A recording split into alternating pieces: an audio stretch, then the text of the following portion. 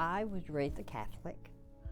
I did not have a home that was conducive to Christianity. I had great parents, but church was not a priority in my home. I went to Catholic school because they thought it was a better education for me, the discipline of Catholicism. That's why I went.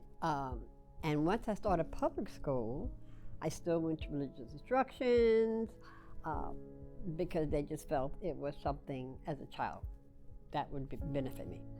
I did not actually have a real relationship with Jesus until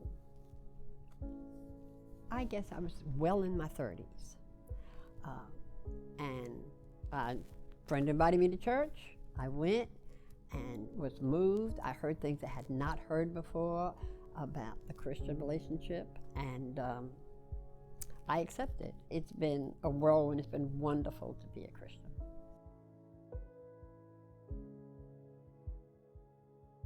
I had about 13 months of my life where my life didn't even look like mine. It was insane.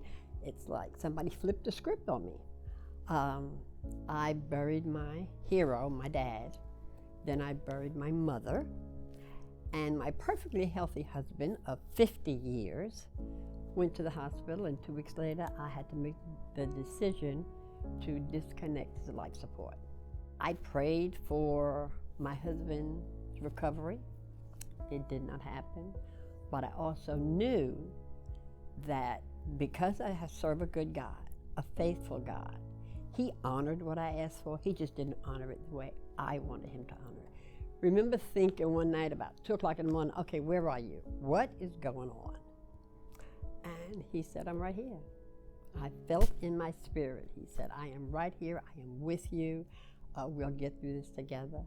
Shortly after that, I was diagnosed with cancer, stage 4 cancer.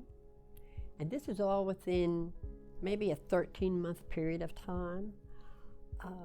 They actually put a date on me and said, do what you need to do because you're not going to be here. During that time, I actually feel like I lost, or my identity was taken from me. I was no longer only child daughter. I was now an orphan. I was no longer a wife. I was now a widow. And I was no longer healthy. Satan had just taken everything from me, and fear crept in quite a bit. Fear is a very real and I think a rational response. Though you feel that fear, if you know that Jesus is not a man that He should lie, and He tells you, I've got you, I'll never leave you, I'll never forsake you, I've sent angels to guard over you, got a hedge of protection around you. When you dive into the Word and see what He says about fear, you then have a decision to make. You can either walk in that fear or you can walk in what God says about that fear. And that's what I had to do.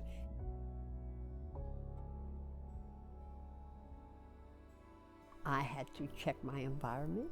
I did not let anything that was anti what God said about my healing in my environment. I was never rude, but I had no issue walking away from the negative, no matter who it was coming from, because I felt like I had to be strong in certain areas. And I believe God is the same God back then that He is now. He's the same God now that He was back then. And He totally healed me. I know that. I know I was totally healed of cancer. Now, it has crept back up in my life, but I believe God didn't change not one bit since the last time I had cancer. And He's taking care of it. I have no doubt He's going to do what God does in my life. He allowed me to be in a community that I needed when I needed it. I had people that I could look at in front of me that had been healed of cancer. I looked for them every day.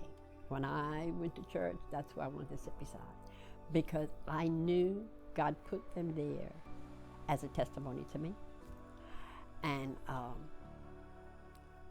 when I would go see the doctor and they'd give me a date and they'd say, well, we hate to tell you this, and I would think, but you're not God. You know, your machines and your education, and that's wonderful, and I thank God for you, but you're not God. And I went through knowing that I had a God that loves me and was going to take care of me.